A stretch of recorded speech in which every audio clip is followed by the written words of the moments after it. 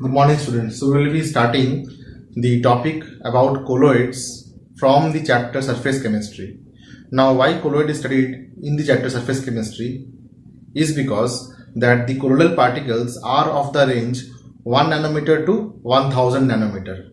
So their size is so small that they have large surface area. Just like if you take one cube of 1 centimeter as edge length, then its surface area would be 6 meters square, 6 centimeters square. Means 1 meter into 1 meter, and then 6 sides are there, 6.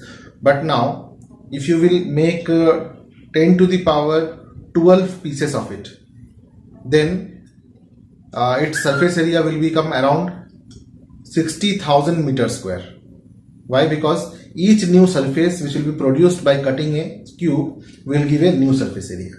So since the colloidal particles, they have lots of surface area, so they show lots of surface phenomena like adsorption, color giving phenomena, adsorption of other ions on that, alright, getting charged, getting precipitated. So there are many surface phenomena which are shown by the colloidal particles, and hence colloidal particles are studied under the chapter surface chemistry.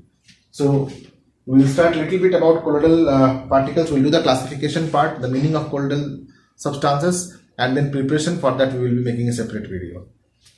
So what are colloidal particles or colloids?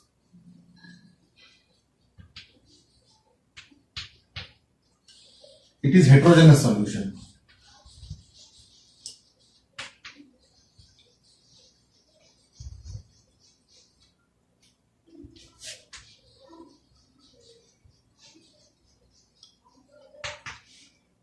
In which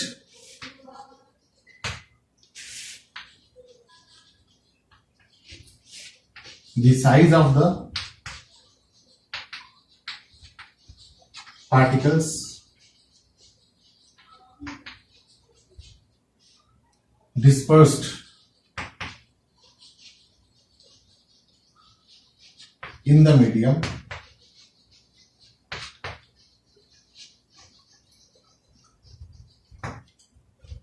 is of the range 1 nanometer to 1000 nanometer. Meaning thereby that the particles whose size is less than 1 nanometer, they form true solution, and the particles whose size are more than 1000 nanometer, they form suspension. But the colloidal particles, neither they completely dissolve nor they settle down at the bottom when the solution is kept at rest. As a result of which they remain dispersed throughout the solution and keeps on moving in a zigzag path, which is called as Brownian movement. These all we have seen in our class 9th itself. So what are we going to study in class 12 then? We will be classifying colloidal particles under various bases like classification,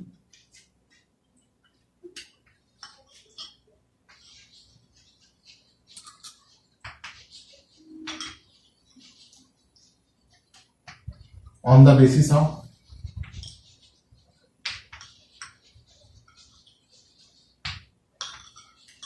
state of dispersed phase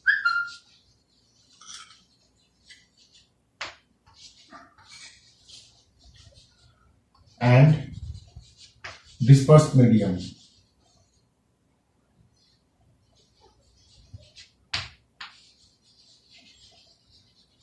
Here the phase is analogous to, the word phase means just like solute, and medium means the solvent.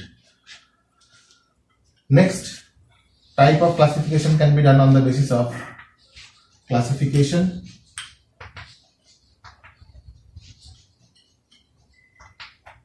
on the basis of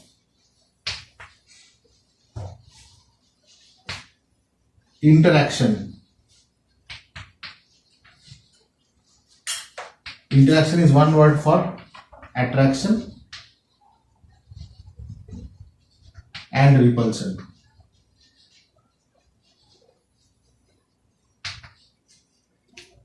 Classification on the basis of interaction, attraction and repulsion of dispersed phase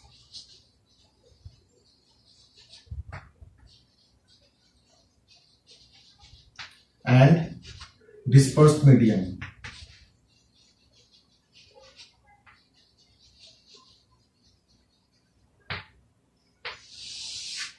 Third type of classification is on the basis of type of classification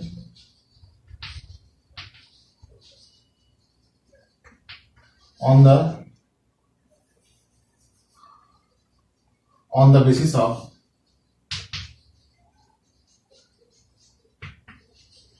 classification on the basis of types of particle.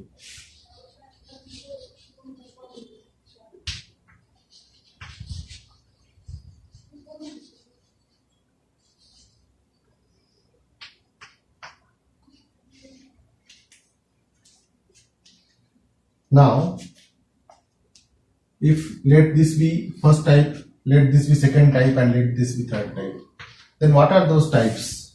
First, say if I write dispersed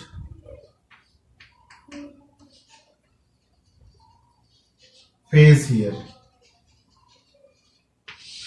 dispersed medium here,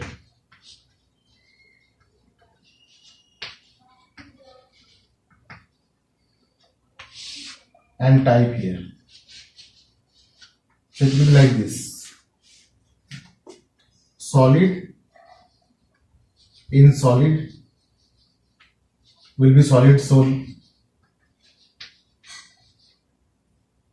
solid in liquid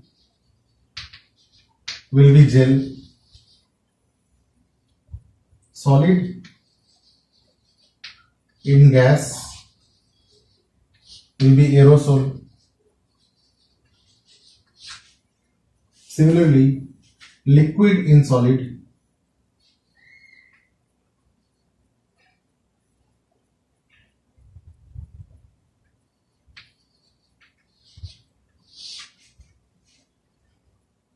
now solid in liquid can be a gel depending upon the concentration of how much solid is there and how much liquid is there. Alright.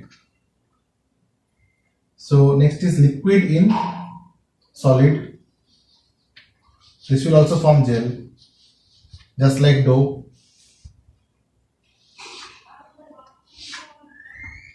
Liquid in liquid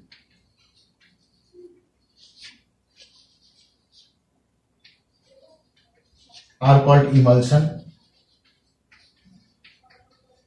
Emulsion are further two types: water in oil emulsion and oil in water emulsion. Liquid in gas is also called as aerosol. Likewise, gas in solid forms foam.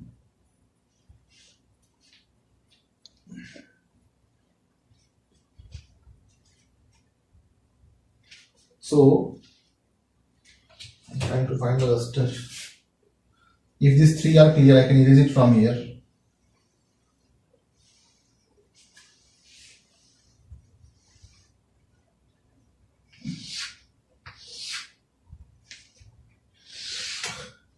Gas in solid could be foam.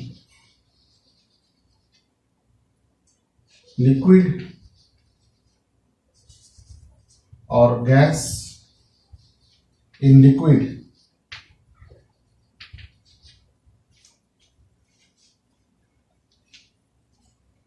will be lather,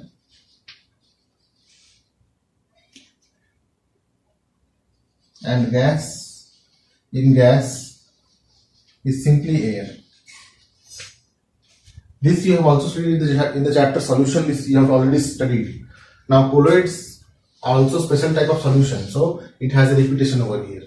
Next, classification based on attraction and repulsion of dispersed phase and dispersed medium. Now say If you take starch solution and you put in warm water, colloidal solution will be immediately formed. It will be very easy. So starch has an affinity with the water molecule, so it can be easily formed.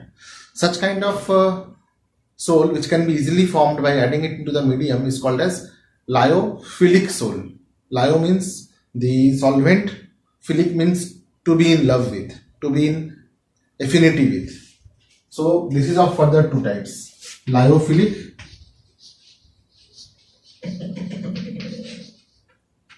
sol. They are easily prepared and they can be precipitated and they can be again reversed back. So hence they are also called as reversible sol.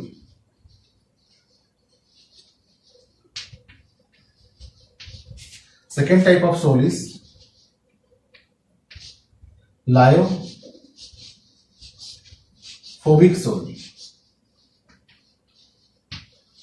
Now lyophobic sol cannot be prepared very easily. They are to be prepared by indirect methods.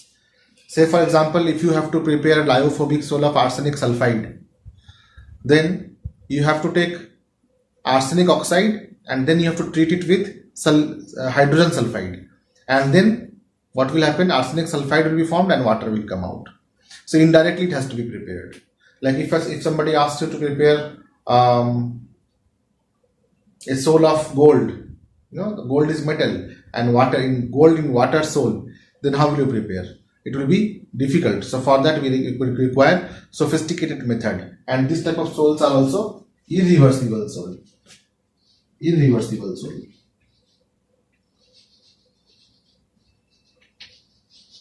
Once they are formed, then we don't get the colloidal particle and the solvent separated by physical methods easily. Now, lyo means the medium and the philic word means to be in love with. So if the colloids are in love with the solvent to form an association, then we call it as lyophilic. Else if the colloidal particles they repel the solvent molecule, then we call them as lyophobic sol. Now classification on the basis of particles, types of particles. First is multi-molecular colloid.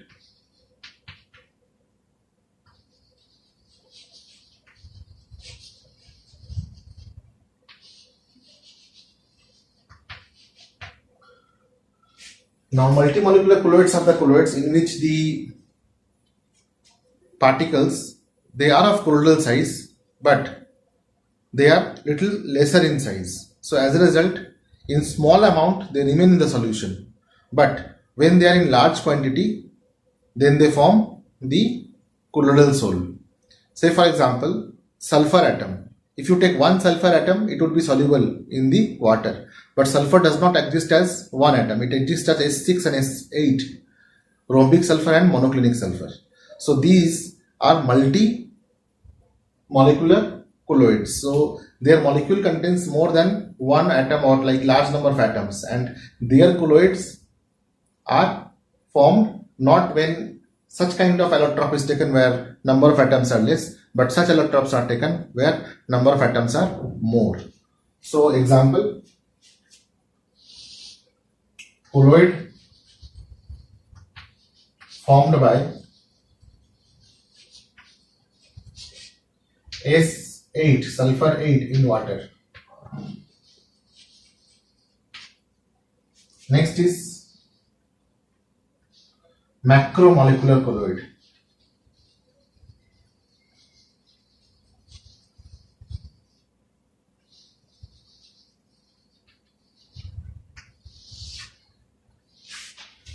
Now what are macromolecules? Macromolecules are the molecules whose atomic molecular weight is very high and they form long chain of atoms in their molecule.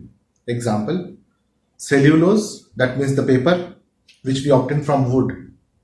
Cotton, starch, these all are macromolecular substances. Now say if you have to prepare the colloid of paper, then what will you do? You will tear a few pieces of paper and you will put it into the water. In the water, it will become very soft, and then you can disintegrate them, or you can pulverize them to form a gel-like substance. So this gel-like substance is called as paper pulp. So this paper pulp is again used in various handcraft or to make rough papers also. Homemade papers can also be prepared out of it. So these are macromolecular colloids like paper pulp,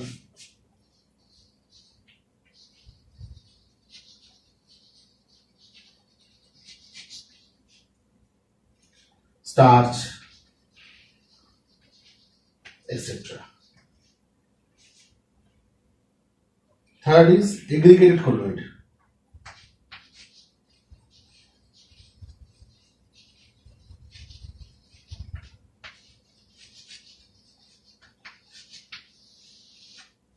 Aggregated colloid.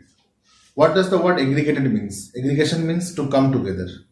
Now such colloidal particles which do not form colloidal solution in small concentration, but at a particular concentration they form colloid-like substance is called as aggregated colloid. Aggregated colloid are also called as micelles, and the process of forming micelle is called as micellization. So the temperature at which the micelle is formed is called as Kraft's temperature, and the concentration at which the micelles or aggregated colloid is formed is called as critical micellization concentration. Alright. So the two terms which you have to study in this is micellization